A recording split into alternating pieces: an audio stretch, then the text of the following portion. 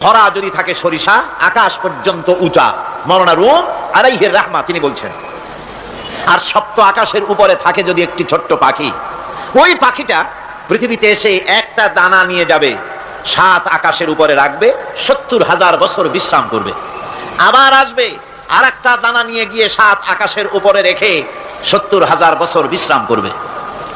মাওলানা room বলেন এমনি করে ওই পাখিটি 70,000 বছরের বিরতিতে একটা একটা দানা নিতে নিতে তাম পৃথিবীর সমস্ত দানাগুলি যদি 7 আকাশের উপরে নেওয়া হয়েও যায়, তবুও আল্লাহ রাব্বুল আলামিন মানুষের জন্য যে পরকালের জীবন তৈরি করেছেন সেই জীবনের শেষ হবে না। কি বিশাল, কি জীবন যার কোনো শেষ নাই। শুধু বিচারের দিনটা হবে 50,000 সানা মিম্মা তাউদ্দুন, দুনিয়ার হিসাব মতে যে তোমরা গণো, এই গণনা মতে 24 ঘন্টার দিন, 7 দিনের সপ্তাহ, 30 দিনের মাস, 52 সপ্তাহের বছর, এইভাবে করে মাস দিন যেভাবে তোমরা গণনা করো, 50,000 বছর পৃথিবীর 50,000 বছর যত বড় লম্বা, কিয়ামতে শুধু বিচারের দিনটাই হবে এত বড় লম্বা। সুবহানাল্লাহ। সুতরাং সেই পরকাল, এই পরকালের উপরে বিশ্বাস, এটা হলো সবচেয়ে গুরুত্বপূর্ণ একটি বিষয়। কোরআনে কারিমে সম্ভবত এমন কোন পৃষ্ঠা নাই যেখানে সরাসরি অথবা আকার ইঙ্গিতে পরকালের কোনো কথা বলা হয় নাই। সম্ভবত কোরআনে কারিমের এমন কোন পৃষ্ঠা নাই। কোরআনে কারিমের ভেতরে মওত, হাসর, জাহান্নাম, জান্নাত, তারপরে সিরাত, মিজান, মানাজির কিয়ামত ইত্যাদি, অর্থাৎ মৃত্যুর পরের জীবন সম্পর্কে আল্লাহ পাক কোরআনে যা আলোচনা করেছেন তা যদি এক জায়গায় করা যায় তা অন্তত গোটা কোরআন শরীফের 1/3 10 পারার সমান হয়ে যাবে। এখন চিন্তা করেন বিষয়টা কতই গুরুত্বপূর্ণ, যার জন্য কোরআনে কারিমে এতটা বিরাট, কোরআনের 1/3 আল্লাহ পাক পরকাল সম্পর্কে আলোচনা করেছেন। খুবই গুরুত্বপূর্ণ বিষয়। এই পরকালের উপরে যারা ঈমান আনবে না, পরকালকে যারা বিশ্বাস করবে না, তাদের সম্পর্কে আল্লাহ পাক বলছেন والذين كذبوا بآياتنا ولقاء الآخرة حبطت أعمالهم। পরকালকে যারা বিশ্বাস করবে না, আখিরাতের দিনের পরে যাদের ঈমান থাকবে না, যারা বিশ্বাস করবে না, তাদের জীবনের সমস্ত ভালো কাজগুলি আল্লাহ রাব্বুল আলামিন বরবাদ করে দিবেন। তাদের জীবনের কোনো কাজের কোনো মূল্য নাই, সমস্ত কাজগুলি নিষ্ফল, বেকার, যারা নাকি পরকালকে বিশ্বাস করবে না। পরকালের বিশ্বাসটাই হচ্ছে মানুষের জীবনের সবচাইতে নৈতিকতার মূল ভিত্তি। একটা মানুষের চরিত্র ভালো হওয়ার জন্য পরকালের বিশ্বাসটা সবচাইতে বড় জিনিস। মানুষ ভালো মন্দ, পরকালের দরকারটা কি? প্রশ্ন উঠতে পারে, পরকালটা না হলে কি হইতো? পরকালটা এই জন্য হবে, এই জন্য দরকার যে পৃথিবীতে মানুষ অনেক ভালো কাজ করে, আবার অনেক খারাপ কাজও করে, দুরকমই করে। যত ভালো কাজ করে এই ভালো কাজের পুরস্কার পৃথিবীতে দেওয়া সম্ভব নয়। একটা মানুষ এত ভালো কাজ করলো, নামাজ পড়লো, রোজা রাখলো, হজ করলো, যাকাত দিল, তারপরে আল্লাহর দ্বীন প্রতিষ্ঠার জন্য কষ্ট করলো, জেল খাটলো, জরিমানা দিল, ফাঁসির মঞ্চে চড়লো, তার এত ভালো কাজের পুরস্কার এই পৃথিবীতে দেওয়া সম্ভব নয়। এজন্য এমন একটা সময় দরকার যেখানে এগুলির এই বিরাট একটা লম্বা সময় তাকে পুরস্কার দেওয়া যায়, সেজন্য পরকালের প্রয়োজন। আবার পৃথিবীতে এমন বহু লোক আছে যারা এত অন্যায় করে যে অন্যায়ের শাস্তি পৃথিবীতে এই সীমিত সময় দেওয়া সম্ভব নয়। যেমন দৃষ্টান্ত দিতে গিয়ে আমি বলি যে একটা মানুষ যদি একটা মানুষকে হত্যা করে, তাহলে আপনি তাকে ওই একটা হত্যার বিনিময়ে তাকেও আপনি হত্যা করলেন, তাকেও ফাঁসি দিয়ে দিলেন। কিন্তু একটা মানুষ যদি লক্ষ লক্ষ মানুষ হত্যার কারণ হয়, একটা মানুষ যদি অনেকগুলি মানুষ মারে, তাহলে অনেকগুলি মানুষ মারার শাস্তি তো একটা জীবনের উপরে আপনি দিতে পারেন না। তাকে তো, তার জীবন তো একটাই, তার জীবন কয়টা? একটা গুলি করলেন, ফাঁসি দিয়ে দিলেন, তার একটা জীবন গেল। কিন্তু সে তো মেরেছে অনেক, তার কারণে তো লক্ষ লক্ষ মরছে। কাজে এই শাস্তি পৃথিবীতে দেওয়া সম্ভব নয় বলে এমন একটা জায়গা দরকার যেখানে এই ধরনের বড় রকমের শাস্তি, দীর্ঘমেয়াদী শাস্তি দেওয়া যায়, শরীরটাও সেরকমের বানানো যায়, এই ধরনের করে একটি জায়গা দরকার। সেই জায়গার নাম হচ্ছে পরকাল, সেই জায়গাটার নাম হচ্ছে আখিরাত। এই জন্য কমন সেন্সের সাধারণ জ্ঞানের দাবিও পরকাল প্রয়োজন। আর পরকালের ভিত্তিতেই মানুষের চরিত্র গঠন হতে পারে। মনে করেন একজন অফিসার, তিনি জানেন তাকে দেখার কেউ নাই, তার যা খুশি তিনি তা করতে পারেন, তার পেছনে কোনো গোয়েন্দা বিভাগের লোক লাগানো নাই। এই চিন্তা যদি তার থাকে তাহলে ঘুষের টাকা খাওয়া, স্বজন প্রীতি করা তার জন্য কি অসম্ভব না সম্ভব? খুবই সম্ভব। আরেকজন অফিসার তিনি যদি জানেন যে না, আমাকে দেখার মতো লোক আছে, আমার পেছনে গোয়েন্দা বিভাগের লোকেরা কাজ করতেছে, আমার কোনো জিনিসই এড়িয়ে যাবে না, এই চিন্তা যদি থাকে, তাহলে এই দুইজন অফিসারের আচরণ এক হবে? কখনই হবে না। একজনের আচরণ হবে খুবই সংযত, আরেকজনের আচরণ হবে খুবই অসংযত। সুতরাং পরকালে যে বিশ্বাসী ব্যক্তি, সে ব্যক্তি চুরি, ডাকাতি, জেনা, ব্যভিচার, হত্যা, ধর্ষণ ইত্যাদি থেকে তিনি হবেন মুক্ত। আর যে ব্যক্তি পরকালকে বিশ্বাস করবে না, তার দ্বারা হবে না এমন কোনো কাজ নাই, সবকিছুই তার দ্বারা সম্ভব। এরপরে আল্লাহ পাক বলছেন যে পরকাল বিশ্বাস মানুষকে দায়িত্ববান বানায় দেয়। পরকালের বিশ্বাস মানুষকে কি বানায়? দায়িত্ববান বানায়, যেহেতু তোমার তো খালি খালি সৃষ্টি করা হয় নাই। আল্লাহ রাব্বুল আলামিন কোরআনে কারীমের মধ্যে বলছেন, আফা হাসিবতুম আন্নামা খালাকনাকুম আবাসা ওয়া আন্নাকুম ইলাইনা লা তুরজাউন।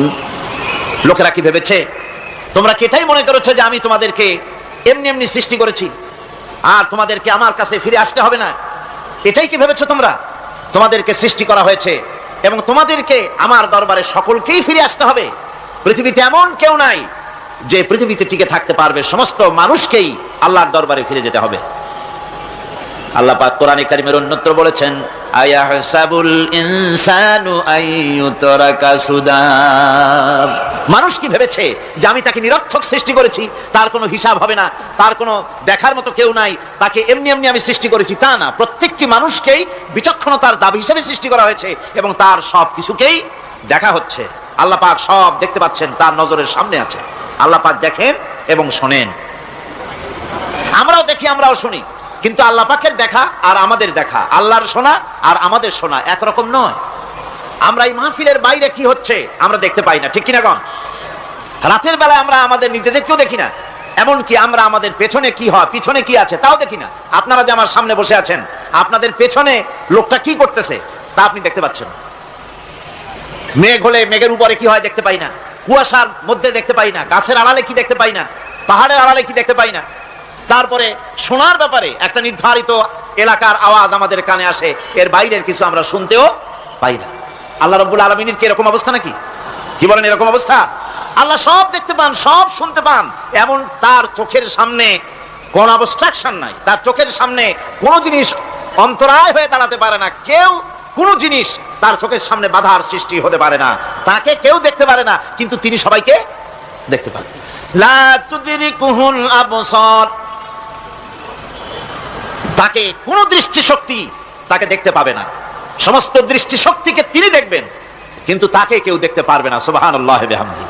সুতরাং তিনি সব দেখেন এবং সবই শোনেন। এই বিশ্বাস মানুষকে দায়িত্ববান বানায়। এই বিশ্বাস মানুষকে কি বানায় জোরে গান? দায়িত্ববান বানিয়ে দেয়। আল্লাহ রাব্বুল আলামিন বলছেন, আয়াহসাবু আন্নান ইয়াকদিরা আলাইহি আহাদ ইয়াকুলু আহলাকতু মালান লুবাদা আয়াহসাবু আন লাম ইয়ারাহু আহাদ। মানুষ কি ধারণা করেছে তার উপরে কারো কোনো ক্ষমতা চলবে না? সে বলে আমি অনেক ব্যয় করেছি, আর সে ভেবেছে তাকে দেখার মতো কেউ নাই। আল্লাহ পাক বলেন, দেখার জন্য অবশ্যই একজন আছেন, তিনি হচ্ছেন আল্লাহ রাব্বুল আলামিন। কে দেখতে পান? জোরে সরে বলেন, কে দেখতে পান? আল্লাহ পাক সব দেখেন, সব শোনেন। এমনকি সমুদ্রের অতল তলদেশে কোন পাথরের সাথে লাগানো, বালু কণার সঙ্গে লাগানো ছোট্ট একটি পোকা, যা মাইক্রোস্কোপ যন্ত্র ছাড়া দেখা যায় না, এমন ছোট্ট পোকাটিও যদি চিৎকার মারে ক্ষুধার যন্ত্রণায় বা পেটের যন্ত্রণায় বা কষ্টে পড়ে কোনো চিৎকার যদি মারে, সমুদ্রের কেউ শোনার কথা নয়, জমিনের উপরে কেউ শোনার কথা নয়, অন্তরিক্ষের কারো শোনার কথা নয়। আল্লাহ রাব্বুল আলামিন বলেন, সেই ক্ষীণ আওয়াজটুকুনো তোমার আল্লাহ পাক শুনতে পান। সব তিনি শুনতে পান এবং দেখতে পান, তার চোখের সামনে সব রয়েছে। সুতরাং আসল কথা হচ্ছে, মানুষেরা পরকালের চাইতে দুনিয়ার গুরুত্ব দেয় বেশি। বাল তুসিরুনাল হায়াতাদ দুনিয়া ওয়াল আখিরাতু খায়রুন ওয়া আবকা। তোমরা পার্থিব জীবনকে অগ্রাধিকার দিয়েছো, আর পরকাল হচ্ছে উত্তম এবং স্থায়ী। পরকাল হচ্ছে উত্তম, পৃথিবী একটা নিকৃষ্ট জায়গা, একটা ছোট্ট জায়গা পৃথিবী। এটার আরবি হচ্ছে কি বলুন তো? পৃথিবীর আরবি কি? দুনিয়া। এটাকে দুনিয়া, দুনিয়া শব্দটা এসেছে আদনা শব্দ থেকে, তুচ্ছ, নিকৃষ্ট, এটা কোনো দাম নাই। আর এই জন্য হাদিস শরীফে এসেছে যে এই পৃথিবীর মূল্য যদি আল্লাহর কাছে মশার ডানা তুল্য যদি হতো, তাহলে কাফেরকে এক ঢোক পানি আল্লাহ পাক গিলতে দিতেন না। আল্লাহর দৃষ্টান্তটা, হাদিস শরীফের দৃষ্টান্তটা লক্ষ্য করেছেন? এই পৃথিবীর মূল্য যদি একটা মশার ডানার তুল্য যদি হতো, আপনাকে কেউ যদি 1 লক্ষ মশার ডানা যদি কেউ আপনাকে জোগাড় করে দেয়, আপনি কয় টাকা দিয়ে কিনবেন? কোন কথা বলতেছেন না? খুব আগ্রহ আছে কিনা নাকি? 4 আনা দিয়েও 4 পয়সা দিয়েও আপনারা কেউ কিনবেন না, যেহেতু মশার ডানা 10 কোটি ডানা আনি জোগাড় করে দেন, নদী করবোটা কি? কাজী দৃষ্টান্তটা লক্ষ্য করুন যে এই পৃথিবীর মূল্য যদি আল্লাহ পাকের কাছে একটা মশার ডানার তুল্য যদি হতো, তাহলে আল্লাহ রাব্বুল আলামিন কাফেরকে এক ঢোক পানি গিলতে দিতেন না। তার মানে এটার কোনো দাম নাই। তো যেটার দাম নাই সেটার দাম আমরা খুব বেশি দিয়েছি। আর পরকাল হচ্ছে স্থায়ী, চিরস্থায়ী জায়গা। সেই চিরস্থায়ী জায়গার আমরা মূল্য দেই নাই। যেমন আমরা দেহের মূল্যটা বেশি দেই, আত্মার মূল্যটা কম দেই। দেহটারে সাজাই বেশি। এই দেহটার জন্য দেখছেন অবস্থা, শীতকালে কত ক্রিম মাখে, পায়ে ভ্যাসলিন মাখে, মুখে ক্রিম মাখে, হাতে জেলি মাখে, তারপরে ঠোঁটে আরো কিছু মাখে, এরপরে এতগুলি মাইখা, তারপরে জামা কাপড়, সেন্ট, আতর, কত কিছু সমানে মাখতে থাকে শরীরের জন্য, এত যত্ন। তারপরে ভুরি ভোজন পাইকারি দরে খায়, জনমের মতো খায়। খাওয়ার চোটে পেট যায় একদিক, পাছা যায় আর একদিক, মাথা যায় আর একদিক, আস্তে আস্তে দুমবার সাইজ হয়ে যায় মানুষের বডিটা। যেই শরীরটার কোনো দাম নাই, কোনো মূল্য নাই। আপনারা আচ্ছা, আপনারা সত্য করে বলেন, দামটা কার? শরীরের, দেহের দাম বেশি না আত্মার দাম বেশি? কোন তো কোনটার দাম? কার দাম? আত্মাটার দাম বেশি। এটা মুখ দিয়ে বললেন, কিন্তু আসলে মনের কথা হইলে আত্মারে আপনারা কিছু খাইতে দিতেন। আত্মাকে তো কিছু খেতে দেওয়া হয় না। দেহটারই, আত্মাটার দাম যদি বেশি না হবে, মানুষ মরে গেলে পরে যায়টা কি? চোখ আছে, কান আছে, মুখ আছে, হাত আছে, পা আছে, সবই তো রয়ে গেল। গেলটা কি? কি যাওয়ার কারণে? প্রাণের সন্তান, কলিজার টুকরা সন্তান বলে মা, বাবার কাছে আমার যেতে ভয় করে। ছোট্ট বাচ্চা বাবার কাছে যেতে চায় না, প্রাণীদিকা স্ত্রীও যেতে চায় না। মা বাবা আত্মীয় স্বজন সবাই বলে তাড়াতাড়ি বিদায় করো, তাড়াতাড়ি বিদায় করো। কি যাওয়ার জন্য? কি ছিল মূল্যবান জিনিস, আর ওইটা যাওয়ার জন্যই পরিণতি হলো। সেটার নাম হলো রুহু। যে আত্মাটার বেশি মূল্য, সেইটার মূল্য মানুষরা দেয় না। এই আত্মাটা কি জিনিস? আল্লাহ পাক নবীর কাছে প্রশ্ন করা হয়েছে রূহ সম্পর্কে, আল্লাহ তার জবাব দিয়েছেন, ওয়াইয়াস আদুনাকা আনির রূহ কুলির রূহু মিন আমরি রাব্বি। নবী হে, আপনাকে প্রশ্ন করা হয় রূহ কি জিনিস, আপনি বলুন এটি হচ্ছে আল্লাহর হুকুম। আল্লাহর একটা হুকুম মানুষের ভিতরে কাজ করে। এটা এতই গুরুত্বপূর্ণ, ওটা থাকলে আমরা বাঁচি, ওটা না থাকলে আমরা মরে যাই। এখন যেটার গুরুত্ব বেশি সেটাকে খাইতে দেই না, সেটার জন্য কোনো যত্ন নাই, খোঁজ নাই, খবর নাই। সকালবেলায় ব্রেকফাস্ট, নাস্তা, লাঞ্চ, ডিনার, বিকালের চা, ফলারি, কোনো জিনিসের অভাব নাই, সমানে খায় আর সমানে শরীরটারে বাঁচায়। আর যেটার কারণে বডিটা বাঁচে তার কোনো খোঁজ খবর নাই। ওটারেও কিছু খাবার দিতে হবে। ওটারে কি খাওয়াবেন? ওটা কি ফুলকপি খাবে? শীতের দিনের লাল শাক খাবে? লট্টা মাছ খাবে নাকি? খাবে না। রূপচান্দাও খাবে না।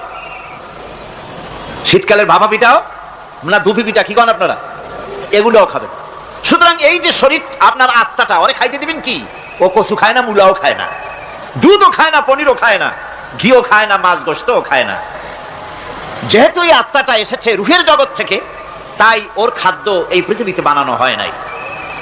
দেহ তৈরি হয়েছে মাটি থেকে, মাটির উপাদান দিয়ে, সেজন্য তার খাদ্য বানানো হয়েছে মাটির উপাদান দিয়ে। আর আত্মা যেহেতু এসেছে আল্লাহর কাছে থেকে, রুহের জগৎ থেকে, সেজন্য আল্লাহ রাব্বুল আলামিন আত্মার খাদ্য পাঠিয়েছেন লৌহ মাহফুজ থেকে। খাদ্যের নাম হচ্ছে তেলাওয়াতে কোরআন। তেলাওয়াতে কোরআন, কোরআনে কারীম তেলাওয়াতে আত্মার সমৃদ্ধি হতো। কোরআনে কারীমের তেলাওয়াত, অনুধাবন, এর দ্বারা আত্মার সমৃদ্ধি হতো। যেহেতু কোরআন হচ্ছে রুহের খোরাক, সেই খোরাক দেওয়া হচ্ছে না তাকে। কাজে আমি বলতেছিলাম যে যে জিনিসের মূল্য বেশি আমরা তার মূল্য দিতে জানি না, যেটার মূল্য কম সেটার মূল্য দেই বেশি। অনুরূপ ভাবে এই পৃথিবীর কোনো দাম নাই, আল্লাহ পাক বলছেন, সেই জিনিসটার মূল্য আমরা বেশি দিলাম, আর পরকালের চিন্তা আমাদের দিল থেকে উবে গেল। এই জন্য আল্লাহ রাব্বুল আলামিন বলেন, ইন্নাল্লাযীনা লা ইউমিনুনা বিল আখিরাতি যায়্যান্না লাহুম আ'মালাহুম ফাহুম ইয়ামাহুন। যারা পরকালের প্রতি ঈমান আনে না, পরকালকে যারা বিশ্বাস করে না, তাদের ক্রিয়াকাণ্ডকে তাদের কাছে চিত্তাকর্ষক বানায় দেওয়া হয়, আর এভাবে এভাবে তারা পথভ্রষ্ট হয়ে যায়। দুনিয়া তাদের কাছে বেশি মজা লাগে, দুনিয়াটা বেশি ভালো লাগে। কয় হুজুর তাফসীরের মাহফিল ভালো লাগে, আবার যখন কীর্তন শুনতে যাই, সিনেমা দেখতে যাই, তাও খারাপ লাগে না, তাও ভালো লাগে। মিলাদ শরীফও ভালো লাগে, কীর্তনও ভালো লাগে, ওয়াজ মাহফিলও ভালো লাগে, গানও ভালো লাগে, সিনেমাও ভালো লাগে। এই যে দুই জিনিস ভালো লাগে, এটা হলো মুনাফিকি রোগ। এটা কি রোগ বলেন না সবাই? এটা কি রোগ? মুনাফিকি রোগ। ইমানের স্বাদ যখন নষ্ট হয় তখন এই অবস্থার সৃষ্টি হয়। বিষাক্ত সাপ যখন মানুষকে দংশন করে, রাতের অন্ধকারে বিষাক্ত সাপে মানুষকে দংশন করেছে, ওঝা আনা হলো। ওঝা এসে সর্বপ্রথম টেস্ট করবে যে সাপটা কি বিষাক্ত না এমনি সাধারণ সাপে তাকে দংশন করেছে, সাপটা কি ধরনের।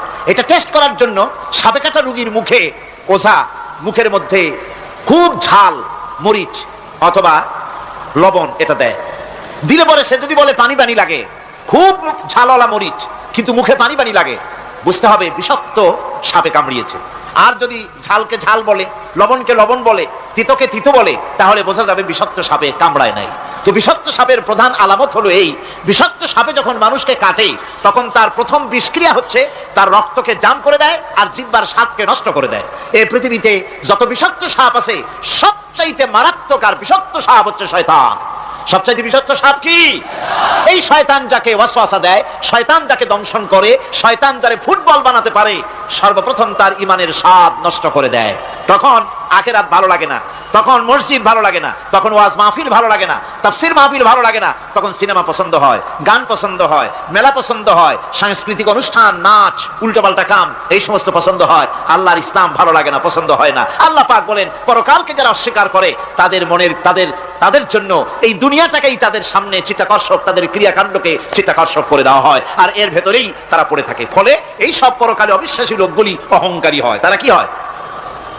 আল্লাহ পাক বলেন فَالَّذِينَ لَا يُؤْمِنُونَ بِالْآخِرَةِ قُلُوبُهُمْ مُنْكِرَةٌ وَهُمْ مُسْتَكْبِرُونَ।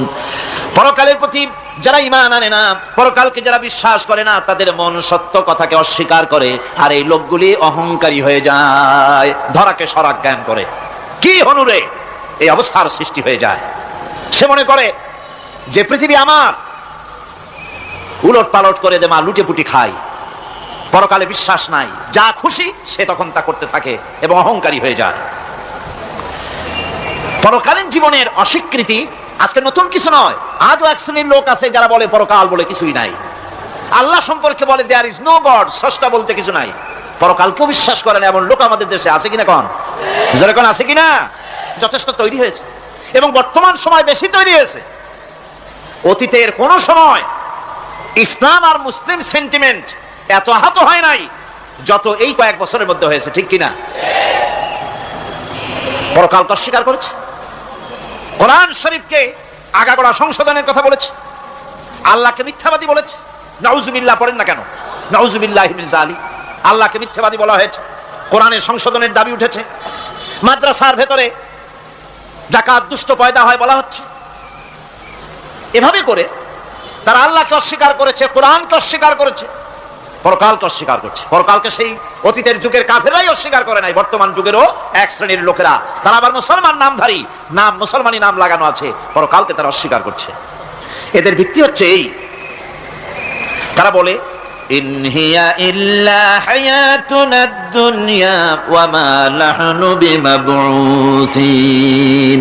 তারা বলে এই দুনিয়ার জীবনটাই একমাত্র জীবন, এই দুনিয়ার জীবনই হলো একমাত্র জীবন, আমরা উঠবো না পরকালে, পরকাল বলে কিছুই নাই, পরকাল বলে কোনো জিনিস নাই, আমাদের কিয়ামতে আল্লাহর দরবারে ওঠা লাগবে না। সুতরাং তারা ওমর খৈয়ামের মুরিদ হয়ে যায়।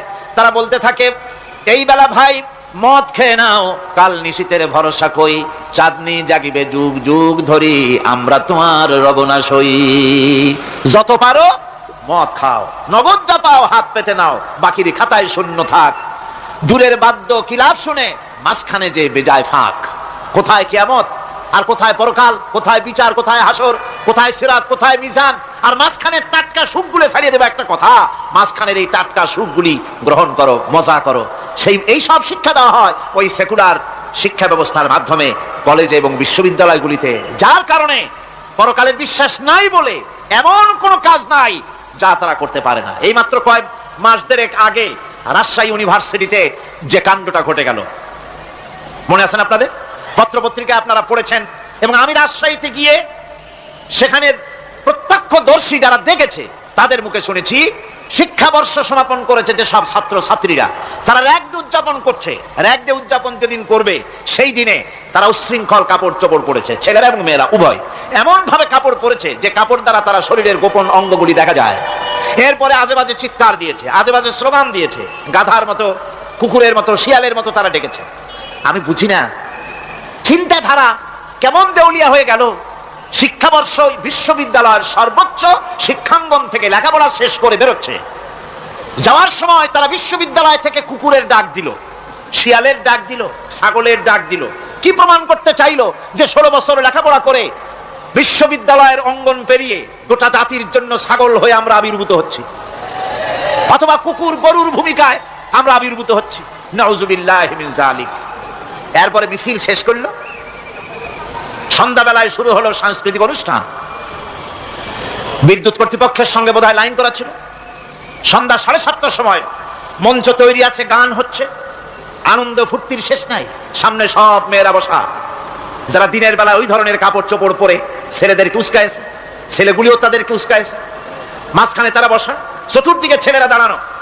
হঠাৎ করে লাইট বন্ধ হয়ে গেল, বিদ্যুৎ চলে গেল। এখন সাংস্কৃতিক অনুষ্ঠান কি কায়দায় হচ্ছে, কত প্রকার হচ্ছে, কিভাবে হচ্ছে? নাউযুবিল্লাহি মিন যালিক। পুলিশেরা বলেছে বিদ্যুৎ যখন এলো, মেয়েগুলিকে অনেক মেয়ে পাওয়া গেছে, কাপড় নাই, পেটিকোট নাই, উলঙ্গ, তাদেরকে ধরে ধরে উঠানো হয়েছে হোস্টেলে। পরের দিন সকালবেলায় মাঠ ভর্তি ভাঙা কাচের চুড়ি, ভ্যানিটি ব্যাগ, চশমা, কাপড় চোপড় ছিড়িয়ে ছড়িয়ে চতুর্দিকে পড়ে আছে। এই হলো শিক্ষা। নাউযুবিল্লাহি মিন যালিক। আমি কসম করে বলতে পারি, বিশ্ববিদ্যালয়ে যদি কোরআন শরীফের তাফসীর পড়ানো হতো, হাদিস শরীফ যদি পড়ানো হতো, কেউ কেউ বলবেন কোরআন হাদিস তো পড়ানো হয়, বিশ্ববিদ্যালয় কলেজে পড়ানো তো হয়। আমি তো জানি সিলেবাসে 10টা 5টা হাদিস আছে, 2-4 লাইন কোরআন শরীফ আছে, এর কোনো মানে নাই। মাদ্রাসায় যেমন পড়ানো হয় 30 পারা কোরআনের তাফসীর, রাসূল করিম সাল্লাল্লাহু আলাইহি ওয়াসাল্লামের হাদিস যেমন পড়ানো হয়, এইভাবে করে যদি বিশ্ববিদ্যালয়ে কোরআন হাদিস পড়ানো হতো, আল্লাহর কসম বাংলাদেশের বিশ্ববিদ্যালয়গুলি গোটা জাতিকে চোর, গুন্ডা, বদমাশ, ডাকাত উপহার দিত না, উপহার দিত শাহজালাল।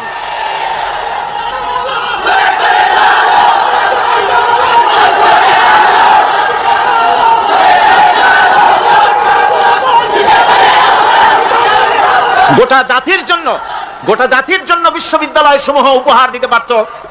উপহার দিত শাহ মখদুম, শাহজালাল, খান জাহান আলী, উপহার দিতে পারত খাজা মঈনুদ্দিন চিশতি, উপহার দিতে পারত খালিদ বিন ওয়ালিদ, উপহার দিত সালাউদ্দিন আইয়ুবী। আল্লাহ পাক তাদের সকলের প্রতি রহম করুন, জোরে কোন আমিন। এরকম উপহার গোটা জাতিকে তারা দিতে পারত, কথা ঠিক কিনা গান? সুতরাং পরকালকে অস্বীকার করাই হচ্ছে এর মূলভূত কারণ। সেকুলার শিক্ষা ব্যবস্থা হচ্ছে এর মূলভূত কারণ। এই জন্য কোরআনে কারীম আল্লাহ পাক বলছেন, লাইসাল বিররা আন তুওয়াল্লু ওয়ুজুহাকুম কিবালাল মাশরিকি ওয়াল মাগরিব, পূর্ব পশ্চিমে কয়বার মাথা ঘুরালা, এইটাই তোমার পূর্ণবান সৎ কাজ হওয়ার এটা নমুনা নয়। প্রকৃতপক্ষের সৎ কাজ হচ্ছে আল্লাহ বিশ্বাস করা এবং পরকালে বিশ্বাস ভিত্তিক জীবন গড়া। ওই কাফেরেরা বলতো, وقالوا ما هي إلا حياتنا الدنيا نموت ونحيا وما يهلكنا إلا الدهر। আল্লাহ রাব্বুল আলামিন বলেন, এই কাফেররা বলতো দুনিয়ার জীবনটাই তো আসল জীবন, আমরা মরবো না, আমরা এখানেই থাকবো, এই জীবনটাই হলো আসল জীবন, এখানেই বাঁচবো, এখানেই মরবো, আমরা পরকাল বলে কোনো জিনিস নাই, আমাদের কোনো ওঠা লাগবে না, যা কিছু হয় যুগের আবর্তন ছাড়া কিছুই হয় না। শুধু তাই নয়, এই প্রশ্ন কাফিরদের মনের ভিতরে মারাত্মক আকার ধারণ করলো। তারা বলল, আইযা মিতনা ওয়া কুন্না তুরাবান যালিকা রাজউম বাঈদ। আমরা মাটির সাথে মিশে যাব, আমরা মরে যাব, মাটির সঙ্গে মিশে যাব, তারপরে আমাদেরকে জীবিত করা হবে। এটা তো জ্ঞান বহির্ভূত কথা, এটা তো মাথায় ঢোকে না, কথাটা কেমন? তারা এভাবে অনেক প্রশ্ন করত, ওয়াকালু আইদা কুন্না ইযামান ওয়া রুফাতান আইন্না লামাবউসুনা খালকান জাদীদা। আমরা মরে যাব, গলে যাব, পচে যাব, হাড্ডি গুড্ডি মাটির সাথে মিশে যাবে, এরপরে আমাদেরকে নতুন করে সৃষ্টি করা হবে। এটা জ্ঞান বহির্ভূত কথা, এটা মাথার মধ্যে আসে না। কে আমাদেরকে চিন্তা করবে মরে যাওয়ার পর? আল্লাহ রাব্বুল আলামিন বলছেন, দেখো আল্লাহ পাক কোরআনে কারীমের ভিতরে যুক্তি দিয়ে বুঝাচ্ছেন যে অবশ্যই তোমাদেরকে আবার জিন্দা করা হবে, তোমাদেরকে উঠতে হবে। তোমরা এই পৃথিবীর অবস্থা পর্যবেক্ষণ করো, তাকায় দেখো আকাশের দিকে, জমিনের দিকে লক্ষ্য করে দেখো। আওয়ালাম ইয়ানজুরু ফি মালাকুতিস সামাওয়াতি ওয়াল আরদ, তারা কি আসমান এবং জমিনের ব্যবস্থাপনা সম্পর্কে চিন্তা ভাবনা করে না? ওই বিরাট আকাশটাকে যে আল্লাহ রাব্বুল আলামিন তৈরি করলেন, এই জমিনটাকে যিনি তৈরি করলেন, তিনি কি তোমাকে মৃত্যুর পরে তিনি কি জিন্দা করবেন না? তিনি কি জিন্দা করতে পারবেন না? কেমনে তোমরা অস্বীকার করতে পারো? দুনিয়ার ব্যবস্থাপনা এবং এই পৃথিবীর আকাশ এবং জমিনের ব্যবস্থাপনা সম্পর্কে তোমরা চিন্তা ভাবনা করে দেখো, অবশ্যই আল্লাহ রাব্বুল আলামিন তোমাদেরকে আবার জিন্দা করবেন। وَكَأَيٍّ مِّنْ آيَاتٍ فِي السَّمَاوَاتِ وَالْأَرْضِ يَمُرُّونَ عَلَيْهَا وَهُمْ عَنْهَا مُعْرِضُونَ। আসমান জমিনে বহু নিদর্শন পড়ে আছে যেগুলি তারা অতিক্রম করে যায়, অথচ সে সম্পর্কে তারা মোটেই চিন্তা ভাবনা করে না। চিন্তার বহু বিষয় আল্লাহ পাক এই পৃথিবীতে রেখেছেন। যারা চিন্তাশীল, যারা জ্ঞানবান, তারা এর দ্বারা বুঝতে পারে। আল্লাহ রাব্বুল আলামিন বলছেন, إن في خلق السماوات والأرض واختلاف الليل والنهار لآيات لأولي الألباب। নিশ্চয়ই আকাশ সৃষ্টি এবং জমিন সৃষ্টির ব্যাপারে আর রাত আর দিনের পরিবর্তনের ব্যাপারে যারা জ্ঞানবান তাদের জন্য নিদর্শন রয়েছে। যারা জ্ঞানবান তাদের জন্য চিন্তার বিষয়বস্তু রয়েছে। গবেষণা করো, চিন্তা করো, এই পৃথিবীতে আল্লাহ পাক যা কিছু সৃষ্টি করেছেন তার পক্ষে আবার তোমাদেরকে সৃষ্টি করা মোটেই অসম্ভব নয়। পরকালীন জীবনের সম্ভাবনা সম্পর্কে কোরআন অবিশ্বাসীদেরকে বলছে, দেখো আল্লাহুল্লাযী রাফা'আস সামাওয়াতি বিগাইরি আমাদিন তারাউনাহা সুম্মা ইসতাওয়া আলাল আরশ। সে আল্লাহ তোমাদের নিকট দৃশ্যমান স্তম্ভ ছাড়াই ওই বিশাল আকাশটা তৈরি করেছেন। যারা পরকাল আছে বলে উঠতে হবে একথা যারা বিশ্বাস করে না, তাদের ব্যাপারে আল্লাহ পাক এই যুক্তি দিচ্ছেন, দেখো এই বিশাল যে আকাশটা, এই আকাশে কোনো খুঁটি আছে? কথা বলেন না কেন? এই আকাশে কোনো খুঁটি আছে? কোন রকমের খুঁটি ছাড়াই ওই বিশাল আকাশটা কে বানিয়েছেন? জোরে চিৎকার দিয়ে বলেন, কে বানাইছেন? এই যে শামিয়ানা, একটা বিশাল প্যান্ডেল, এই প্যান্ডেলে খুঁটি আছে না নাই? শুধু আছে না, একটা দুইটা না, জনমের মতো খুঁটি আছে। চতুর্দিকে তাকায় দেখে কত খুঁটি। এতটুকু একটা শামিয়ানায় শত শত খুঁটি লাগতেছে। কাপড়টা ধারণ করবে বলে, কি ধারণ করবে? কাপড়। আর অত বড় বিশাল আকাশ, সেই আকাশটার কোনো খুঁটি আছে? আল্লাহ পাক বলছেন, কোনো দৃশ্যমান খুঁটি ছাড়াই এত বড় বিশাল আকাশটা তোমার মাথার উপরে দাঁড়িয়ে আছে এবং আল্লাহ পাক আরশের উপরে দীপ্তমান হয়ে আছেন। এগুলি দেখেও কি তোমার মাথার মধ্যে কোনো চিন্তা আসে না যেটা কি করে সম্ভব হলো? অনেকে তো এমন আছে শিক্ষিত লোক, তারা আবার বলে কি, কয় যে না আকাশ বলে কিছু নাই, ওই অনেক দূরে তো সেই জন্য নীলা নীলা দেখা যায়, আসলে কিছু নাই। আকাশ, কোরআনে কারীমের মধ্যে আকাশ সম্পর্কে যে কথা বলা হয়েছে, বিশাল, যার কোনো কুল নাই, কিনারা নাই, মহাশূন্য। আমি সামনে বলবো আকাশ সম্পর্কে কথা আসতেছে। আল্লাহ পাক বলছেন, দেখো ওই বিশাল আকাশটাকে আমি সৃষ্টি করে রেখেছি, কোনো খুঁটি লাগাই নাই। তোমার মতো একটা ছোট্ট মানুষ সৃষ্টি করেছি, মরে যাওয়ার পর মাটির সাথে মিশে যাবা, আবার তোমাকে যে আমি উঠাবো, এ ব্যাপারে তোমার চিন্তার মধ্যে দুর্বলতা আসলো কেন যে সেই আল্লাহ রাব্বুল আলামিন তোমাকে উঠাতে পারবেন না? وسخر الشمس والقمر كل يجري لأجل مسمى। তিনি চন্দ্র সূর্যকে আজ্ঞাবর্তী করেছেন, প্রত্যেকেই তার নির্দিষ্ট সময় সীমা মতো চলাফেরা করতেছে। তুমি তো ছোট একটা মানুষ, অত বড় বিশাল সূর্যটা, বিরাট চন্দ্রটা, সব গতিমান, আল্লাহর হুকুমে সব চলাফেরা করতেছে, কথা ঠিক কিনা? এই সবগুলি আল্লাহ রাব্বুল আলামিন দুনিয়ার মানুষের সামনে তুলে ধরেছেন। তাকায় দেখো, নজর করে দেখো, এই সুন্দর করে জমিন ও আসমানকে সৃষ্টি করেছি, চাঁদ সূর্যকে সৃষ্টি করেছি। এবার লক্ষ্য করো, আনতুম আশাদ্দু খালকান আমিস সামাউ বানাহা, তোমাদের সৃষ্টি করা বেশি কঠিন না ওই বিশাল আকাশটাকে তৈরি করা বেশি কঠিন? কোনটা বেশি কঠিন? অত বড় বিশাল আকাশটাকে যিনি সৃষ্টি করলেন, তিনি তোমার মতো মানুষকে সৃষ্টি করতে পারবেন না? বার যিনি একবার বিনা মডেলে তোমাকে তৈরি করলেন, আল্লাহ কি সুন্দর দৃষ্টান্ত দিচ্ছেন, আনতুম আশাদ্দু খালকান আমিস সামাউ বানাহা, তোমারে কঠিন তৈরি করা বেশি কঠিন, ওই বিশাল আকাশটাকে বেশি তৈরি করা বেশি কঠিন? অত বড় বিরাট জিনিসটাই তো আল্লাহ তৈরি করে ফেলেছেন, বিশাল আকাশ, মহাশূন্য। আর সেই মহাশূন্যের তুলনায়, মহাবিশ্বের তুলনায় পৃথিবী কত ছোট। আমাদের সবচাইতে কাছে বিজ্ঞানীরা হয়রান হয়ে যাচ্ছে আকাশের চিন্তা করে, মহাকাশ চিন্তা করে ক্রমান্বয়ে হয়রান হয়ে যাচ্ছে। আমাদের সবচাইতে নিকটতম যে গ্যালাক্সিটা আছে, এই গ্যালাক্সিটার ব্যাস হচ্ছে, যেটা সবচাইতে ছোট, গরিব গ্যালাক্সি, এটা বিজ্ঞানীরা বলেছে গরিব গ্যালাক্সি, দিনহীন। এই গরিব গ্যালাক্সি যেটা আমাদের সবচাইতে নিকটে, পৃথিবীর সবচাইতে কাছে, এর ব্যাস হচ্ছে, এর পরিধি হচ্ছে 1,00,000 আলোকবর্ষ সমান। 1,00,000 আলোকবর্ষ। প্রতি সেকেন্ডে আলোর গতি কত? 1,86,000 মাইল প্রতি সেকেন্ডে। প্রতি সেকেন্ডে যে আলোর গতি 1,86,000 মাইল, এর মিনিট, এর ঘন্টা, এর সপ্তাহ, এর মাস, এর বছর, এরকম 1,00,000 আলোকবর্ষ হচ্ছে সেই ছায়াপথের ব্যাস, এটার পরিধি। এটা হলো গরিব গ্যালাক্সি। আর এই গ্যালাক্সিতে বাস করে 10,000 কোটি তারকা। বিজ্ঞানীরা বলছেন যে তারকাগুলি সূর্যের